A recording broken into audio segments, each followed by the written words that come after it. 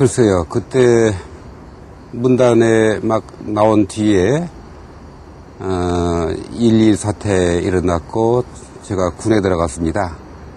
그래서 군에서 24개월 동안 군복무 마치고 그리고 돌아와서 시집 한 권을 냈습니다. 그게 첫 시집인데 그때 군대 갔다 온 이후로 좀 쓰다가 개인적인 어떤 극심한 갈등을 느껴가지고 그 뒤로 시를 못 썼습니다. 그러니까 분단 체제 하에서 그 북파 공작원들을 그 북쪽에 넘겨주고 또 다시 또 받아오고 그 고통스러운 나날을 보내다가 그 다음에 돌아온 다음에 그걸 잊으려고 아마 더 자연세계에 몰입했던 것 같아요. 이제 그 뒤에 이제 그런 자연세계에 몰입하는 것은 하나의 그 가장이기 때문에 진짜 마음속에 자리 잡고 있는 그 고통은 제가 표현을 못했습니다. 오히려 그 자연세계가 그 고통에 도금된 셈이죠, 말하자면은. 그래서 그 뒤로 제가 한 20여 년 동안 그때 방황을 한 셈이죠. 그래서 뭐 알라스카로 뭐 북극으로 또 몽골로 그런 오지로 떠돌면서 그 갈등하고 고통을 씻으려고 좀 노력을 많이 했습니다. 물론 개인적인 치유는 좀 어렵겠죠. 아직도 그 고통이 남아있지만은 그래도 그걸 극복을 하려고 시를 다시 쓰게 됐습니다. 그러니까 과장이라고 할 수는 없는 거죠. 그러니까 결국 그동안 못 쓴 20여 년 동안의 그 갈등과 그 고통은 결국 공백으로 남아 있었지만은 저한테는 새로운 시를 쓸 수 있는 그런 계기를 마련하게 된 셈입니다. 예, 만족합니다. 그 무인도가 사실은 두 세계를 가지고 있었거든요. 하나는 그 평지에서 살지 못하고 산으로 쫓겨 들어온 그런 화전민 생활하고 또 한 가지는 이제 군대에서 겪었던 그 아픔을 거기에 같이 결합을 시켜서 두 세계가 공존하는 그런 시집이었습니다. 네. 그러니까 무인도를 쓴 다음에 사실은 그 무인도 자체가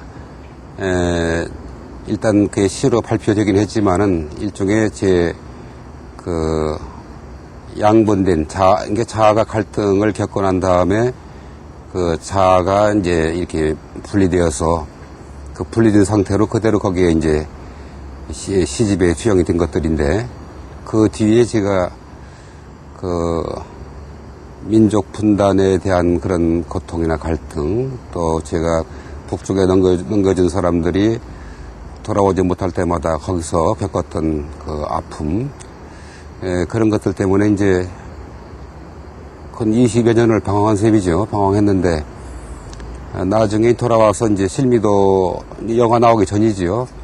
영화 나오기 전에 실미도 드나들면서 그리고 실미도 시를 쓰고 그리고 1년 뒤에 실미도 영화가 나왔죠. 그래서 그 뒤로 이제 조금씩 제 몸속에 지니고 있던 어떤 그 민족에 대한 어떤 아픔이나 고통 뭐 그런 것이 이제 조금 구체화된 것 같아요. 아마 방황에 의해서 결국 제 개인적인 그 갈등을 넘어서서 또 사회적인 그런 세계로 나가게 된 것 같아요. 근데 저는 저희 아버님이 하이쿠를 쓰시던 분이었는데 저는 되도록이면은 아버지처럼 되지 않으려고 아버지는 이제 시를 쓰신다고 하면서 그 집에 잘 안 들어오시고 방황을 많이 하신 분이거든요. 아버지하고 정반대되는 사람이 되고 싶었는데 근데 어쩌다가 대학 때 어떻게 시를 쓰게 됐습니다. 그건 아마 제가 그 대학 국문과에 들어오게 된 그 동기하고도 잘 맞는데, 제가 그 집이 어려워서 대학에 들어갈 그런 여건이 못 됐거든요. 네, 서울에 계시던 육촌 형이 시골에 내려오셔가지고, 너도 대학에 들어가야 되지 않겠느냐. 근데 저는 이제 가정이 어려워서 대학에 들어갈 수가 없다고 그랬더니, 대학에 합격만 하면은 자기 집에 와 있으라고. 그래서 이제 그때 희망을 갖고 이제 공부를 했습니다만은, 그래도 좀 미안하기도 하고 그래서 제가 편지를 보낸 적이 있습니다. 그냥 절에 들어가서 지내겠다고, 대학은 포기하고. 그랬더니 막 화를 내면서 네 편지가 그렇게 문학적인 글인데 와서 국문과 돌아가서 뭐 좀 해보라고. 그 바람에 형이 그 얘기해준 그 대학의 그 국문과에 들어가서 또 신춘문에 응모해가지고 이제 문단에 데뷔하게 된 거죠. 아주 우연한 계기였습니다. 상당히 어려운 질문이군요. 아마 제 개인적으로는 비무장지대 하면은 뭐 제 개인적인 비극이 민족의 비극으로 바뀌는 아마 그런 공간이 아니었는가 싶어요.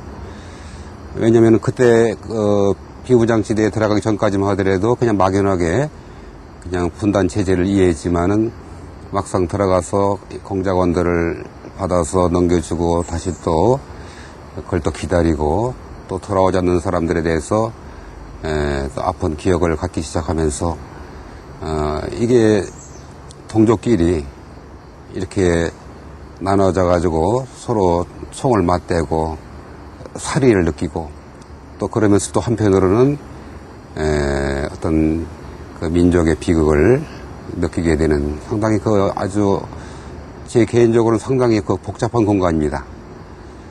그러니까 개인적인 공간이 그 민족의 공간으로 바뀌는 그런 것이기도 하고, 제 문학 속에서는 비무장지대 없이는 제 글을 이야기가 참 어려울 겁니다. 그러니까 어디 가든지 내가 지금 어느 산속에 돌아와 있다 하더라도 여기가 그 안전소로길이 아닌가, 나도 모르게 그걸 따지게 돼요. 공작원을 넘겨주기 전에 늘 제가 안전소로길을 점검하고 다시 돌아와서 그 길로 밤중에 그걸 또 안내하고 그랬거든요. 그래서 한동안은 제가 산에도 못 갔죠.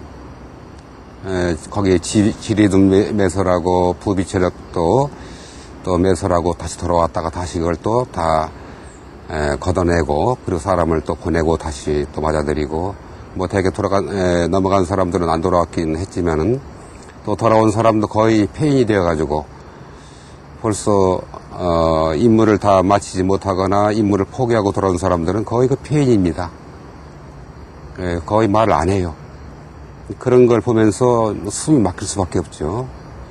그래서 내가 여기 왜 와 있는가. 뭐 지금도 어떤 때는 요새 뭐 백두대간을 타고 산을 여기저기 돌아다니긴 하지만은 어떤 때는 문득 여기가 괜찮은 길인가, 안전소로 길인가 하는 것을 생각하게 됩니다. 근데 그건 전부 제가 제 체험 속에서 우러나온 겁니다. 아까 말씀하신 그 가금리라든지 또 저런 뭐 북극이라든지 또 몽골 그쪽은 제가 가본 곳인데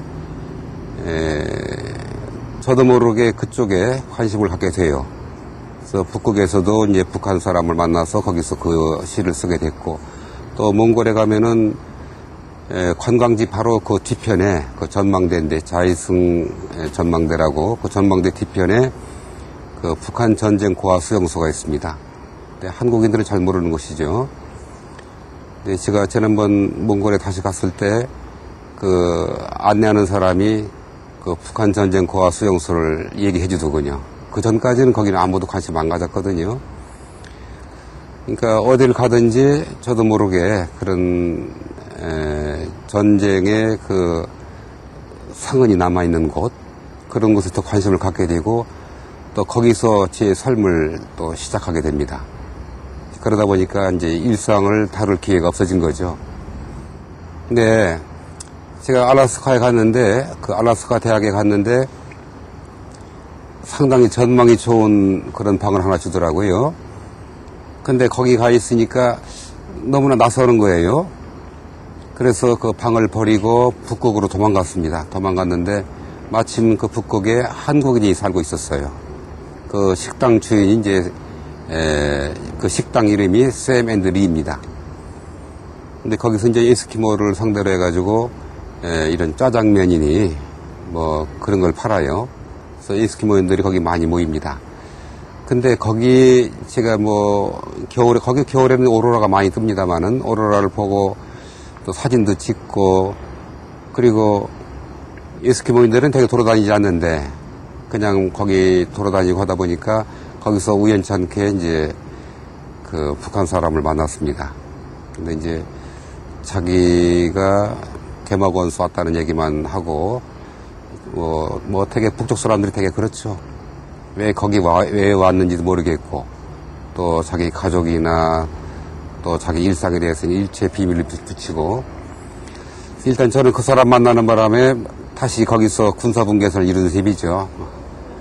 이뤘는데 군사분계선에서는 총을 맞대고서 전쟁을 했지만은 여기서는 서로 얼굴을 맞대고 얘기를 할 수 있어서 아마 그때 거기서 아마 제 시가 풀어진 게 아닌가 싶어요. 근데 거기는 한국인들이 몇 분 사십니다. 태권도 가르치는 사람, 또 세멘들이 그 식당 그 주인, 그리고 뭐 떠내기도 가끔 들어온다고 그래요. 근데 제가 갔을 때는 뭐 그 당시에 영하 한 50도 상당히 춥습니다. 그러니까 에스키모들도 밖에 안 나오는데 밖에 나오면 언제든지 북한 사람하고 만났습니다. 그래서 그 바람에 이제 그 사람을 만나가지고 그 개막원 시를 쓰게 된 셈이죠. 지금 말씀하신 그 부분이 그대로 제 시세계를 이루고 있는 것 같군요. 왜냐면은, 제가 화전민 생활도 한 10년 했죠. 또, 비무장지대에 들어가서 한 10개월 동안 그런 복잡한 그 임무를 맡아가지고 또 했죠. 그리고 또 방황도 오랫동안 했고, 그러다 보니까 제 일상을 잃어버린 거죠. 예, 화전민 생활도 마찬가지입니다. 거기 일상이 없어요, 말하자면은. 산에 불 지르고, 거기다가 이제 고구마도 심고, 옥수수 심고, 그리고 마을과는 동떨어져가지고, 마을에서 한 40분 올라가야만 산 중턱에 그 오두막이 있는데, 거기서 사람도 만나지 못하고 살았습니다. 그러니까 그런, 아마 제 삶에, 제 시는 거의 제 삶을 그대로 보여주는 거기 때문에, 아마 제 삶이 그렇게 거쳐왔기 때문에 아마 그런 시세계를 가진 게 아닌가 하는 그런 생각이 듭니다. 앞으로 하고 싶은 일이 있다면은, 제가 최근에는 그 만주벌에 관련된 그런 시를 쓰고 있습니다. 서북 공정을 통해서 중국이 티벳을 잡았고, 동북 공정을 통해서 고구려를 잡으려고 그러는데 그쪽 시세계, 이번 여름에는 제가 그 만주벌을 갔다 왔습니다. 그래서 저 즈반시 거기 그쪽에 국내성, 오녀산성 이쪽에 두만강, 압록강 또 안중근 의사 아지트 이쪽을 한번 쭉 돌아왔는데 아마 그쪽 시세계를 좀 보여주고 싶습니다.